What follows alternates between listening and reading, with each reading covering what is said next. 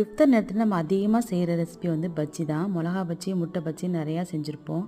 ஆனால் chicken bajji try பண்ணியிருக்க மாட்டீங்க. கண்டிப்பாக செஞ்சு பாருங்கள். உங்கள் வீட்டில் உள்ளவங்க எல்லாருக்குமே ரொம்ப பிடிக்கும். சிக்கன் பஜ்ஜி செய்யறதுக்கு நான் போனோட சேர்த்து 1 கிலோ எடுத்திருக்கேன். எடுத்துகிட்டு மசாலா போட்டு நான் பிரட்டி கரெக்டாக 1 மணி நேரத்துலேருந்து 1.5 மணி நேரம் ஊற வைக்கணும். அப்போ தான் சாப்பிட்றதுக்கு டேஸ்ட் நல்லாயிருக்கும்.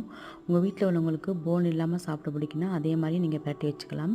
மிளகாத்தூள், இஞ்சி பூண்டு பேஸ்ட்டு, உப்பு, அதோட சிக்கன் மசாலா சேர்த்து ஊற வச்சிடலாம்.